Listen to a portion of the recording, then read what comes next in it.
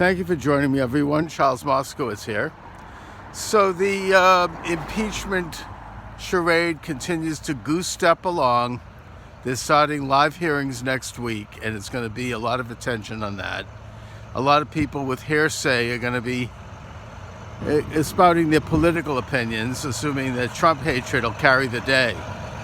We already saw recently the former ambassador to Ukraine, who's their star witness, has already perjured herself. She lied about having contact with the State Department or some such a lie, but it's a big one. And that, of course, raises the question of why is she needing to lie in order to promote this Trump-hating coup d'etat. I hope that's brought up. I generally see two things developing, both positive for our side, that being the side of America and sanity, and I include in that, hopefully, most Democrats and Republicans, of course, who want to see the rule of law and who want to see our elected government and our elected president continue to serve in the office that he was elected to serve in, and to get over this lie and this false narrative. And those are as follows. The Michael Horowitz report, the Inspector General, is supposed to come out sometime by the end of this month.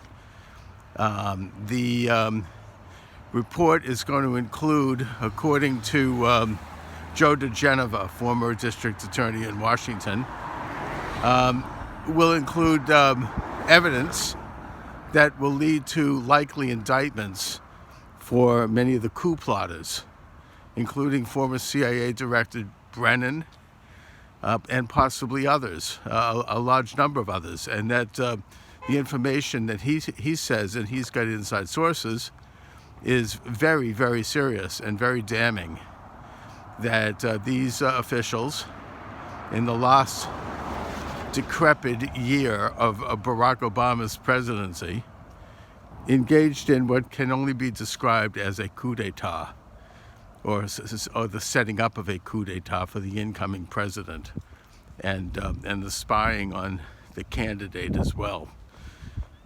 These things are highly illegal. They certainly border on treason. They would, in my opinion, by conventional definition, be the very essence of treason. And I'll tell you, if it happens, God willing, there's going to be some major reform and there's going to be some fireworks. This will be the first time in American history that such a plot will have been openly exposed, and hopefully consequences will be brought to bear. The second factor, of course, is the phony whistleblower, Eric Chamarella, I guess his name is, who allegedly, has deep connections to not only the Obama administration and the Democratic National Committee, but apparently for candidate Joe Biden, who's on his staff, I guess, or he had some interaction with Joe Biden. And his name appears in the footnotes of the Mueller report as someone who supplied information that the Mueller report debunked early on in their investigation, claiming that President Trump was told by Vladimir Putin to fire crooked FBI Director James Comey, something that even Mueller and his thugs, it was too much even for them. They discounted it and found it to be without merit. So this is the guy that's doing the whistleblowing, so-called, even though it was rumors and he didn't have any first-hand knowledge.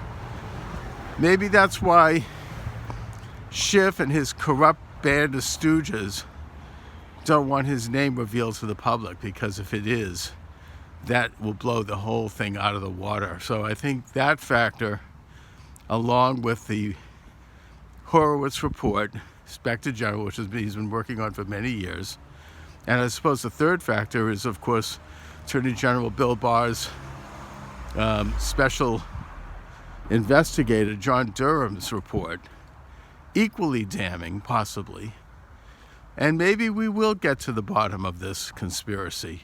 Maybe we will get to the deep state. Maybe we will make inroads. You know, the left likes to point fingers at people for claiming there are conspiracies, when in fact they've engaged in promoting the biggest conspiracy theory of modern history, that being the Trump-Russia collusion theory. And now the claim that President Trump, by engaging in normal diplomacy with a foreign state, has somehow done something wrong. That really is something that emanates from all the publicity and all of the benefits they think they've achieved from 2 years of the Mueller thing.